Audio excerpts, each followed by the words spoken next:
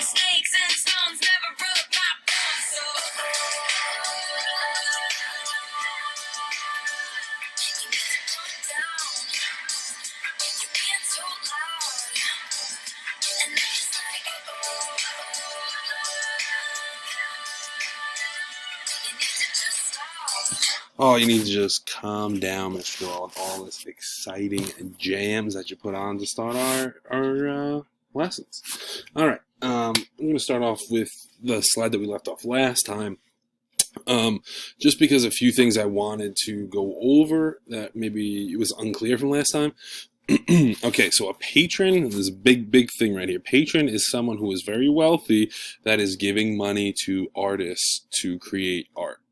Okay, I know sounds kind of dumb, but yes, that's what they do. They give the money. That's how Leonardo da Vinci got his wealth and his fame. That's how Michelangelo did, Raphael, Donatello, and even the more famous writers that come from this time period, Machiavelli, Balthazar Castiglione. Okay, so kind of wanted to go over that. Yeah, and the other thing too, rejected Gothic art. So now we're going back to domes and arches, right? You guys put domes and arches were Gothic art? No, remember Gothic art tended to be focused on religion. The architecture was vaulted roofs, right? The very tall roofs, pointed roofs. Some wrote gargoyles, which is true. Flying buttresses, stained glass windows, all of those things. So we are going away from Gothic and we are going back to Romanesque, right? Domes and arches makes sense. Renaissance, we're going back to the classics. One of the classics being Greece, the other one being Rome, and Latin as well. So again, this all makes sense why we're going back. We're getting rid of the Gothic. We are, like I said, the Renaissance wanted to basically eliminate the Middle Ages, right? They didn't like what happened in the Middle Ages. They didn't like the religion, the art, anything. We're moving on from it. We're changing life.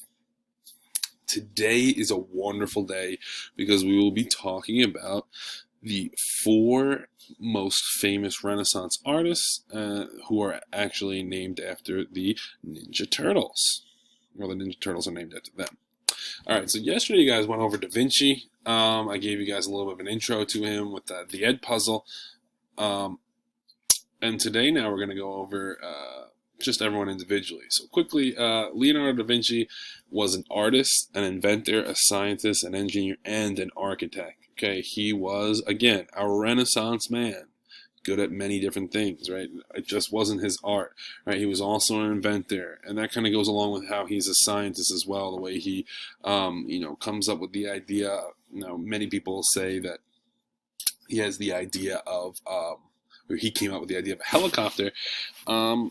Yes and no. He had the idea of a flying machine, right? But it wasn't like the exact sketch of a helicopter or an airplane or anything. Okay, it was something from his imagination. But again, he kind of figured out the way to or tried to figure out a way to make this work, right? That he thought that it would work logically. There's a couple things you also saw on the video yesterday. That he performed a lot of surgery or did work on cadavers or dead bodies. So a couple of things. Two of his most famous works of art are the Mona Lisa and the Last Supper. Okay, and from what we know today, only 15 of his artworks have survived. People have stolen them. Some people have even taken them and claimed them as their own. But many of his notebooks have been recovered, and like I said, he had the idea for a flying machine, not really a helicopter or a plane per se, but the idea was that it was a machine that someone would operate, and there would be a mechanism to allow it to fly. He also had the idea of an undersea boat. Again, not a submarine, but he had a general idea of how a submarine would operate. All right, so here is the Mona Lisa. So today, actually, I'm going to have you guys do a flip grid as well. We're going to do a little flip grid. I'm going to tell you who my favorite artist is of this time and what my favorite painting of that artist is. And you guys are going to respond and tell me what your favorite is. So maybe it will be the Mona Lisa. Here is the Mona Lisa right here, one of the most famous works of art, right? It's been redone numerous times. People have done their own spin on it. I don't really see the greatness here, but we move on. The Last Supper. Now, The Last Supper is pretty cool. Okay, there's a lot of things going on in this picture. For those of you who are big into art, you could kind of take a look as to the different features here. The way Jesus has his hand held out like that, open. The way they are talking and conversing with each other. There's plenty of things to kind of break down in this painting. I won't really get into too much of that because we don't have a ton of time. But again, I think it's pretty interesting. It is hands down one of the most famous paintings of all time, and it definitely is one of Da Vinci's best. Here is our flying machine, right? I told you it wasn't really an airplane or a helicopter, but it was a mechanism that would be able to take flight. How? I don't know. He flapping the wings. He would kind of ride it and flap the wings. It's not going to work, but good try, Leonardo. Here is our submarine. This looks a little bit more practical, right? This would be what holds the boat up, right? That's supposed to be like a float. So maybe the boat would be underwater and the floaties would just kind of keep it towards the top. But all right. Next is Donatello. His full name is Donato di Colo di Bardi, but we know him as Donatello. Okay, more importantly than paintings is he was a sculptor. Okay, so Donatello was a very famous sculptor. There have been theories that maybe he was homosexual because of a lot of the way a lot of his sculptures came out, right? The way he made them. He makes David, the sculpture of David, or the constructed the statue of David, and it is a very feminine, portrayal of David, where other artists, Michelangelo in particular, has a different portrayal of David, right? So we'll kind of take a look into that. He works with Cosimo de' Medici, right? Obviously going to be in Florence, right? The de' Medici family is the family who runs Florence, and two of his more famous sculptures are the sculptures of Saint John the Evangelist and a statue of David. Here is our statue of David. It's centered towards the bottom because it gets a little inappropriate down there. But that is David. He is given more of a feminine look, I guess you could say, right? As opposed to Michelangelo's David, which we'll get to a little bit later, where it's a little bit more masculine looking. Not as long of hair, not as more toned Michelangelo's is, where this David is not as toned, not really wearing a hat either. Okay, and these are both Saint John the Evangelist, right? Sorry, I had to cut out for a second, so it might get a little choppy, but yeah, these are both Saint John the Evangelist, right? You can see them both right here. So not as a feminine look here for St. John the Evangelist. So, maybe David was just a unique circumstance, Okay, Michelangelo Buonarroti. Okay, so a couple different things here.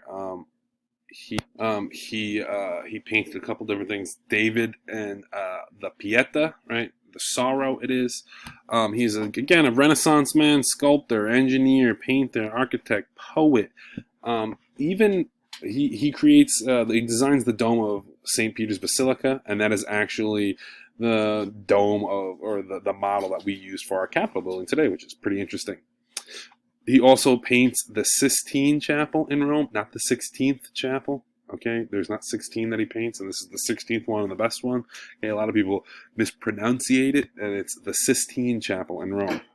Okay, it takes about 4 years to build and depicts the creation of the flood.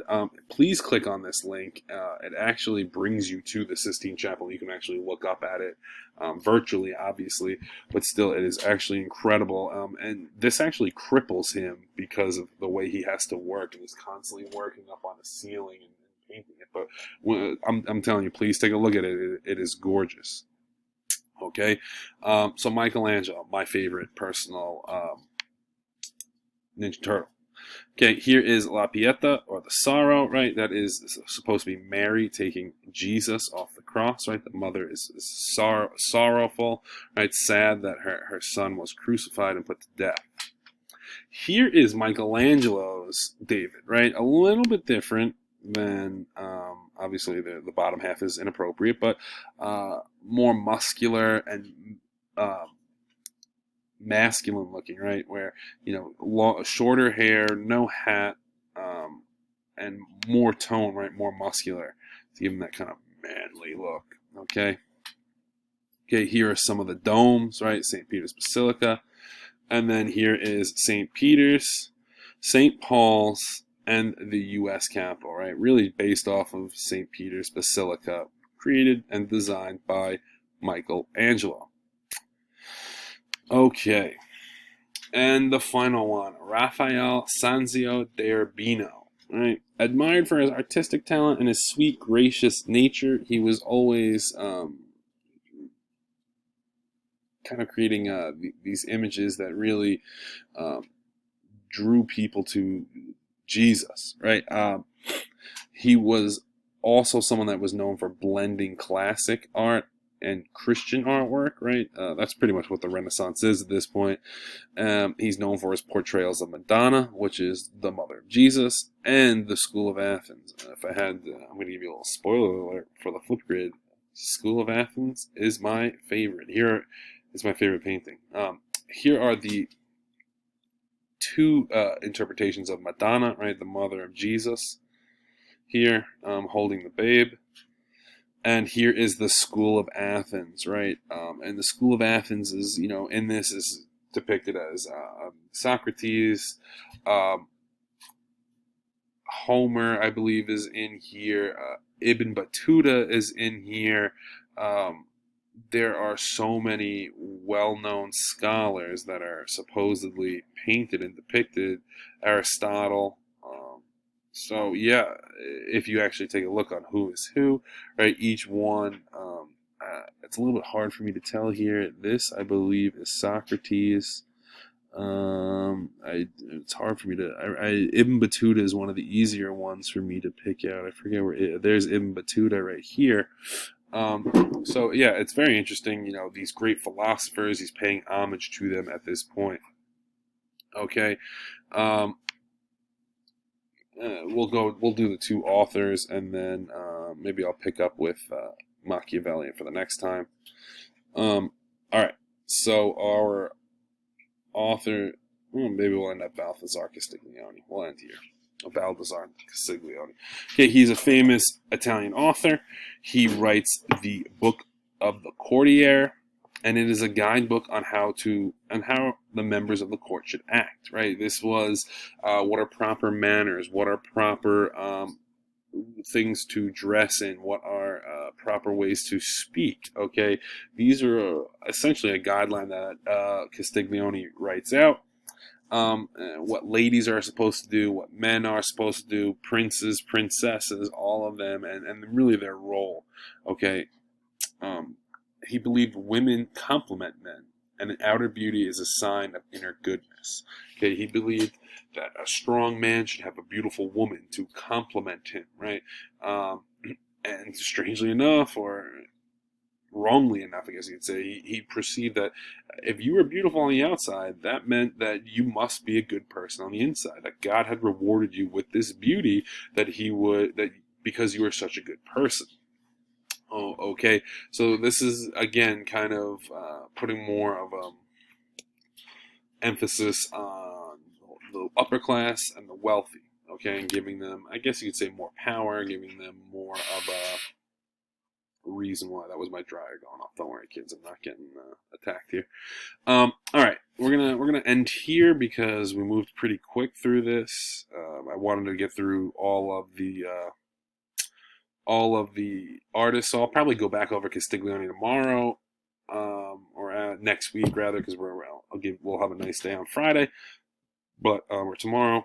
But I'll go over Castiglione and kind of compare him and Machiavelli, right? We'll talk about Machiavelli. Machiavelli, one of my favorite people.